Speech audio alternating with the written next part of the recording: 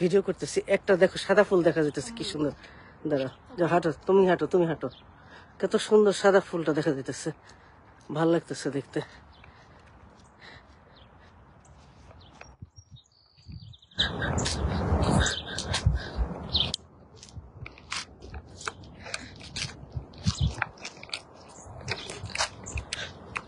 হাঁটাহাঁটিটা করতে হবে, হাঁটতে চাই না কিন্তু তারপরে হাঁটা লাগবে, কারণ সুস্থ থাকার জন্য হাঁটতে হবে।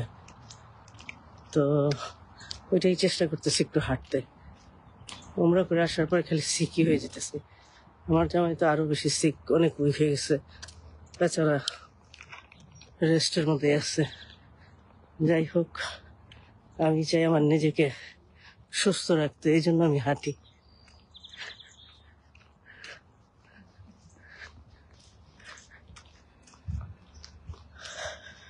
সুস্থ থাকাটা যে একটা বয়সের পরে কেন, সবসময় ইম্পর্টেন্ট সুস্থ থাকাটা। সুস্থ থাকতে হলে এক্সারসাইজ করতে না পারলেও, খাবার দাবার মোটামুটি বেঁচে চললো, কিন্তু হাঁটতে হবে প্রতিদিন। হাঁটাটা অনেক ইম্পর্টেন্ট। কি সুন্দর পার্পল ফুল, ভাল লাগে দেখতে। সেটা সব পার্পল ফুল।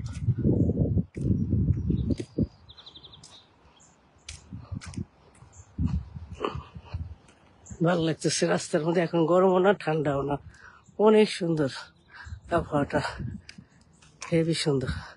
ঠিক আছে, কি সুন্দর গাছটা, ভাই ফুলটা কি ভাল লাগতেছে দেখতে, মাশাআল্লাহ।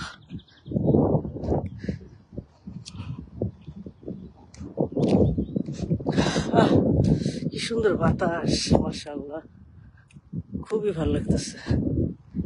বাতাসে মনটা জোড়ায় যায়।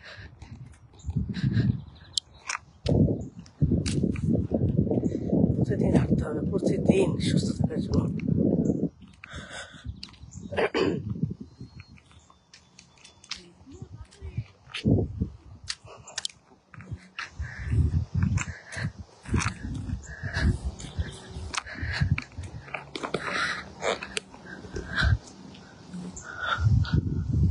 কত বয়স্ক মানুষ ঘাস কাটতেছে নিজেকে সুস্থ রাখার জন্য। সুস্থতাই সবচেয়ে বড় সম্পদ। একটা বয়সের পরে সুস্থ থাকাটা হলো সবচেয়ে বড় সম্পদ। এত সারা জীবন কষ্ট করে কামাই করে বুড়া বয়সে যদি বড় বড় অসুখ বিসুখ হয়ে বিছনায় পড়ে যায়, এর চেয়ে বেটার নিজেকে সুস্থ রাখার জন্য ট্রেনিং করা। সুস্থ থাকবো তো পৃথিবীর সবকিছুই ভালো। সুস্থ নাই, পৃথিবীর কোনো সুখ নাই। তো এই জন্য হাঁটাহাঁটি করা আর কি, ভালো।